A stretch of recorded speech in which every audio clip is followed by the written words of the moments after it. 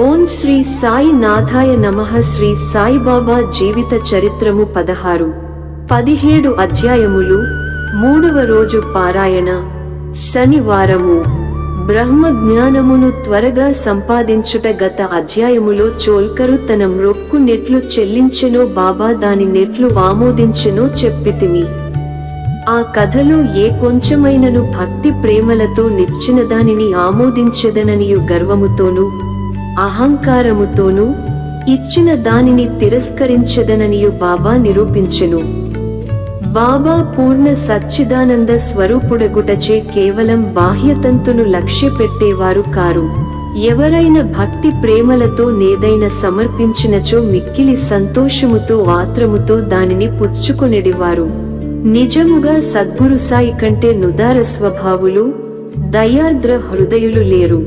కోరికలు నెరవేర్చు చింతామణి, కల్పతరువు వారికి సమానము కావు. మనము కోరినదెల్ల నిచ్చు కామధేనువు కూడా బాబాతో సమానము కాదు.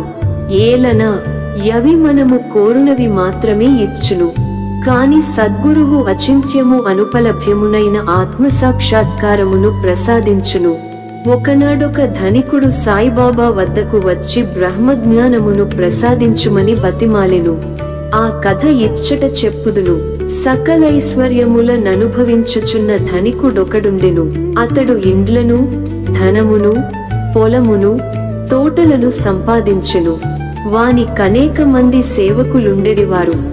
బాబా కీర్తి వాని చెవుల పడగనే షిరిడీకి పోయి బాబా పాదములపై బడి బ్రహ్మజ్ఞానమును ప్రసాదించుమని బాబాను వేడుకొనెదనని తన స్నేహితునితో చెప్పెను.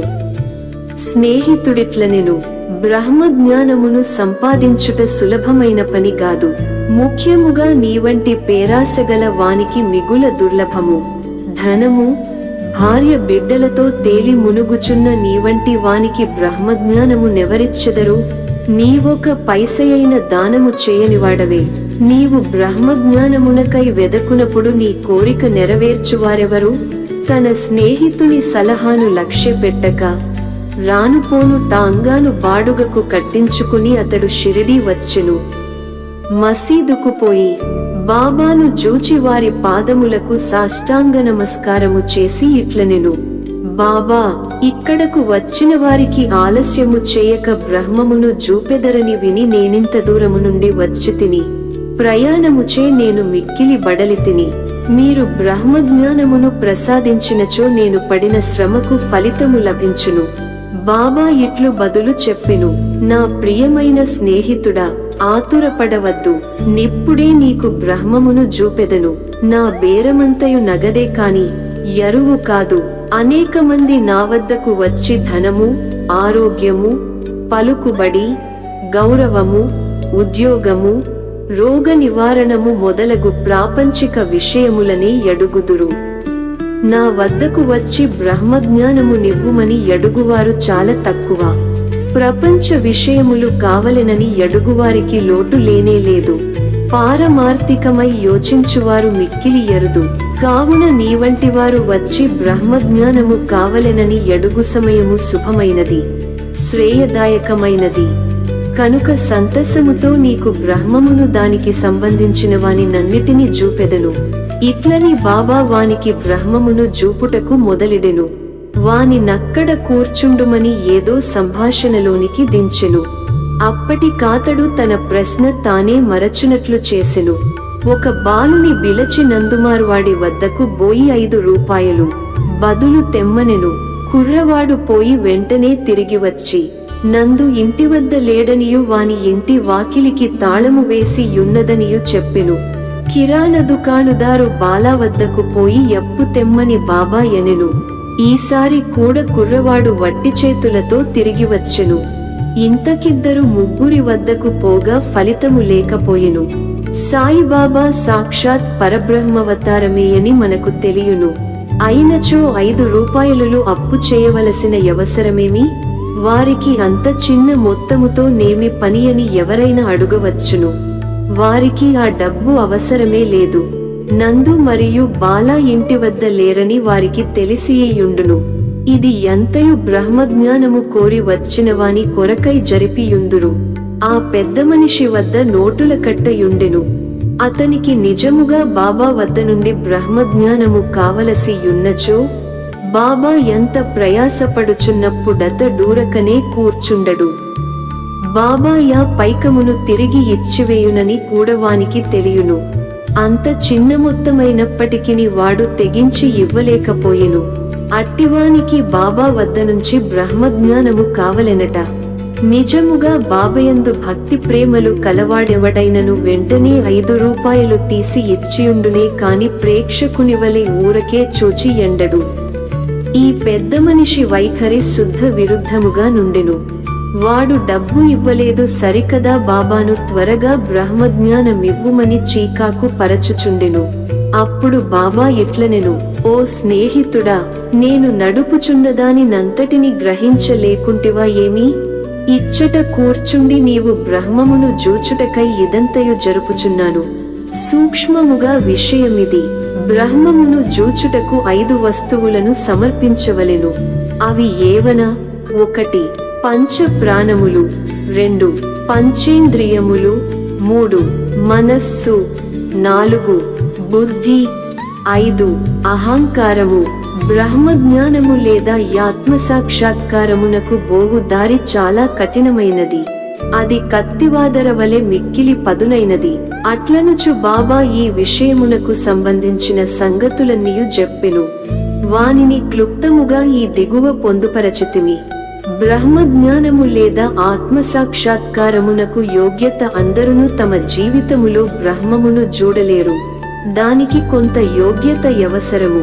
1 ముముక్షుత లేదా స్వేచ్ఛ నందుటకు తీవ్రమైన కోరిక. ఎవడైతే తాను బద్ధుడనని గ్రహించి బంధనముల నుండి విడిపడుటకు కృతనిశ్చయుడై శ్రమపడి ఇతర సుఖహములను లక్ష్య పెట్టక దానిని పొందుటకై ప్రయత్నించును వాడు ఆధ్యాత్మిక జీవితమున కర్హుడు. 2 విరక్తి లేదా ఇహపర సౌఖ్యములందు విసుగు చెందుట. ఇహపరలోకములందు గల గౌరవములకు విషయములకు విసుగు చెందినగాని పారమార్థిక రంగములో ప్రవేశించుటకు అర్హత లేదు. 3 అంతర్ముఖత, లోనకు జూచుట. మన ఇంద్రియములు బాహ్యమును జూచుటకే భగవంతుడు సృజించియున్నాడు. కనుక మనుష్యుడెప్పుడును బయటనున్న వానిని చూచును. కాని ఆత్మసాక్షాత్కారము లేదా మోక్షమును కోరువాడు దృష్టిని లోపలకు పోనిచ్చి లోనున్న యాత్మ నేక ధ్యానముతో జూడవలయును. 4 పాప విమోచన పొందుట. మనుష్యుడు దుర్మార్గ మార్గము నుండి బుద్ధిని మరలించినప్పుడు, తప్పులు చేయుట మాననప్పుడు, మనస్సును చలింపకుండా నిలబెట్టలేనప్పుడు జ్ఞానము ద్వారా కూడా ఆత్మసాక్షాత్కారమును పొందలేడు. 5 సరియైన నడవడి. ఎల్లప్పుడూ సత్యము పలుకుచు, తపస్సు చేయుచు, లోన జూచుచు బ్రహ్మచారిగా నుండినగాని ఆత్మసాక్షాత్కారము లభించదు.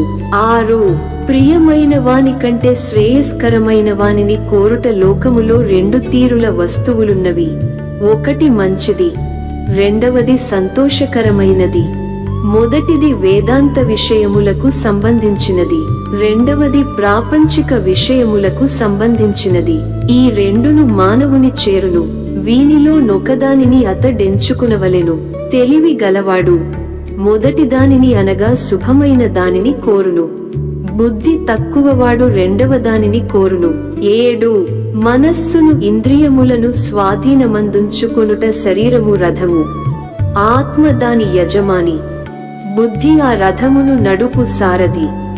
మనస్సు కళ్ళెము, ఇంద్రియములు గుర్ములు. ఇంద్రియ విషయములు వాని మార్గములు. ఎవరికి గ్రహించు శక్తి లేదో, ఎవరి మనస్సు చంచలమైనదో, ఎవరి ఇంద్రియములు అస్వాధీనములో, బండి తోలువాని దుర్మార్గపు గుర్ముల వలె వాడు గమ్యస్థానమును చేరడు. చావు పుట్టుకల చక్రములో పడిపోవును. ఎవరికి గ్రహించు శక్తి గలదో, ఎవరి మనస్సు స్వాధీనమందున్నదో, ఎవరి ఇంద్రియములు స్వాధీనమందుండునో, బండి నడుపువాని మంచి గుర్ము వలె వాడు గమ్యస్థానము చేరును. ఎవరు తన బుద్ధిని మార్గదర్శిగా గ్రహించి తన మనస్సును పగ్గముతో లాగి పట్టుకొనగలడో వాడు తన గమ్యస్థానమును చేరగలడు. విష్ణుపదమును చేరగలడు. 8 మనస్సును పావనము చేయుట. మానవుడు ప్రపంచములో తన విధులను తృప్తిగా ఫలాపేక్ష లేకుండా నిర్వర్తించని ఎడల నతని మనస్సు పావనము కాదు. మనస్సు పావనము కానిదే యతడు ఆత్మసాక్షాత్కారము పొందలేడు. పావనమైన మనస్సులోనే వివేకము అనగా సత్యమైన దానిని అసత్యమైన దానిని కనుగొనుట, వైరాగ్యము, అసత్యమైన దానియం దభిమానము లేకుండుట మొలకలెత్తి క్రమముగా ఆత్మసాక్షాత్కారమునకు దారి తీయును. అహంకారము రాలిపోనిదే, లోభము నశించనిదే, మనస్సు కోరికలను విడచిపెట్టనిదే ఆత్మసాక్షాత్కారమున కవకాశము లేదు. నేను శరీరమనుకొనుట గొప్ప భ్రమ. ఈ అభిప్రాయమం దభిమానముండుటయే బంధమునకు కారణము. నీ ఆత్మసాక్షాత్కారమును కాంక్షించినచో నీ అభిమానమును విడువవలెను. 9 గురువు యొక్క ఆవశ్యకత. ఆత్మజ్ఞానము మిక్కిలి సూక్ష్మము మరిము గూఢమైనది. ఎవ్వరైనను తమ స్వశక్తిచే దానిని పొందుట కాసించలేరు. కనుక ఆత్మసాక్షాత్కారము పొందిన ఇంకొకరి గురువు సహాయము మిక్కిలి అవసరము. గొప్ప కృషి చేసి శ్రమించి ఇతరులివ్వలేని దాని నతి సులభముగా గురువు నుండి పొందవచ్చును.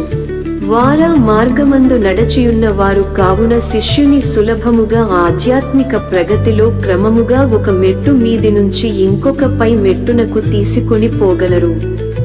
10 భగవంతుని కటాక్షము. ఇది ఎన్నిటికంటే మిక్కిలి అవసరమైనది.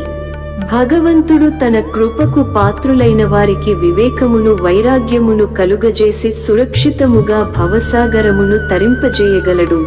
వేదము లభ్యసించుట వల్లగాని, మేధాశక్తి వల్లగాని, పుస్తక జ్ఞానము వల్లగాని ఆత్మానుభూతి పొందలేరు. ఆత్మ ఎవరిని వరించునో వారే దానిని పొందగలరు. అట్టి వారికే ఆత్మ తన స్వరూపమును తెలియజేయు నని కఠోపనిషత్తు చెప్పుచున్నది. ఈ ఉపన్యాసము ముగిసిన పిమ్మట బాబాయా పెద్ద మనుష్యుని వైపు తిరిగి, అయ్యా, నీ జేబులో బ్రహ్మము 50 5 నోట్ల రూపముతో నున్నది. దయచేసి దానిని బయటకు దీయుము అనెను. ఆ పెద్ద మనుష్యుడు తన జేబు నుంచి నోటుల కట్టను బయటకు దీసెను. లెక్క పెట్టగా సరిగా 25 10 నోట్లుండెను. అందరూ మిక్కిలి ఆశ్చర్యపడిరి. బాబా సర్వజ్ఞత్వమును జూచి వాని మనస్సు కరగెను. బాబా పాదములపై బడి వారి ఆశీర్వదమునకై వేడెను. అప్పుడు బాబా ఇట్లనెను, నీ బ్రహ్మపు నోటుల కట్టలను చుట్టిపెట్టుము. నీ పేరాశను, లోభమును పూర్తిగా వదలనంత వరకు నీవు నిజమైన బ్రహ్మమును చూడలేవు. ఎవరి మనస్సు ధనమందు, సంతానమందు, ఐశ్వర్యమందు లగ్నమై యున్నదో వాడ అభిమానమును పోగొట్టుకునంత వరకు బ్రహ్మము నెట్లు పొందగలడు. అభిమానమనే భ్రమ, ధనమందు తృష్ణ, దుఃఖమను సుడిగుండము వంటిది. అది అసూయ అహంకారమను మొసళ్లతో నిండియున్నది. ఎవడు కోరికలు లేనివాడో వాడు మాత్రమే ఈ సుడిగుండమును దాటగలడు. పేరాశయు బ్రహ్మజ్ఞానమును ఉత్తర దక్షిణ ధ్రువముల వంటివి. అవి శాశ్వతముగా ఒకటికొకటి బద్ధవైరము గలవి. ఎక్కడ పేరాశగలదో, ఎక్కడ బ్రహ్మము గూర్చి ఆలోచించుటకు గాని ధ్యానమునకు గాని తావులేదు. అట్లయినచో పేరాశగల వాడు విరక్తిని, మోక్షమును ఎట్లు సంపాదించగలడు? లోభికి శాంతి గాని, సంతుష్టి గాని, దృఢ నిశ్చయము గాని యుండవు. మనస్సునం దేమాత్రము పేరాశ యున్నను సాధనలన్నీయు ఆధ్యాత్మిక ప్రయత్నములు నిష్ప్రయోజనములు. ఎవడైతే ఫలాపేక్షరహితుడు కాడో, ఎవడు ఫలాపేక్ష కాంక్షను విడువడో, ఎవనికి వానియందు విరక్తి లేదో, ఎట్టివాడు గొప్ప చదువరి అయినప్పటికీ వాని జ్ఞానమెందుకు పనికిరానిది. ఆత్మసాక్షాత్కారము పొందుటకిది వానికి సహాయపడదు. ఎవరహంకారపూరితులో, ఎవరింద్రియ విషయముల గూర్చి ఎల్లప్పుడూ చింతించెదరో వారికి గురుబోధలు నిష్ప్రయోజనములు. మనస్సును పవిత్రమునర్చుట తప్పనిసరి అవసరము. అది లేనిచో మన ఆధ్యాత్మిక ప్రయత్నములన్నీయు ఆడంబరము డాంబికము కొరకు చేసినట్లగును. కావున దేనిని జీర్ణించుకునగలడో, దేనిని శరీరమునకు పట్టించుకునగలడో దానినే వాడు తీసుకునవలెను. నా ఖజానా నిండుగానున్నది. ఎవరికేది కావలసిన దానిని వారికివ్వగలను. కాని వానికి పుచ్చుకొను యోగ్యత గలదా లేదా అని నేను మొదట పరీక్షించవలెను. నేను చెప్పిన దానిని జాగ్రత్తగా విన్నచో నీవు తప్పక మేలు పొందెదవు. ఈ మసీదులో కూర్చొని నేనెప్పుడు అసత్యములు పలుకను. ఒక అతిథిని ఇంటికి పిలిచినప్పుడు ఇంటిలోని వారు, అక్కడున్నవారు, స్నేహితులు, బంధువులు కూడా అతిథితో పాటు విందులో పాల్గొందురు. కావునప్పుడు మసీదులో నున్న వారందరూ బాబా ఆ పెద్ద మనుష్యునకు చేసిన ఈ ఆధ్యాత్మిక విందులో పాల్గొనిరి. బాబా ఆశీర్వాదములను పొందిన పిమ్మట అచ్చట నున్నవారందరును పెద్ద మనిషితో సహా మిక్కిలి సంతోషముతో సంతుష్టి చెందినవారై వెళ్లిపోయిరి. బాబా వారి వైశిష్ట్యము అనేక మంది సన్యాసులు ఇండ్లు విడచి ఎడవులలోని గుహలలోనూ ఆశ్రమములలోనూ నొంటరిగా నుండి జన్మరాహిత్యము గాని మోక్షమును గాని సంపాదించుటకు ప్రయత్నించెదరు. వారితరుల గూర్చి ఆలోచించక ఆత్మానుసంధానమందే మునిగియుందురు. సాయిబాబా అట్టివారు కారు. బాబాకు ఇల్లు గాని, భార్య గాని, సంతానము గాని, బంధువులు గాని లేరు. అయినప్పటికీ సమాజములోనే యుండెడివారు. బాబా 4-5 నుండి భిక్ష చేసి ఎల్లప్పుడూ వేప చెట్టు క్రిందనే కూర్చునెడివారు. లౌకిక విషయములందు మగ్నులై ఈ ప్రపంచములో నెట్లు ప్రవర్తించవలయునో జనులకు బోధించెడువారు. ఆత్మసాక్షాత్కారము పొందిన పిమ్మట గూడ ప్రజల క్షేమమునకై పాటుబడు సాధువులు, యోగులు మిక్కిలి ఎరుదు. సాయిబాబా ప్రజలకై పాటుబడు వారిలో ప్రథమగణ్యులు.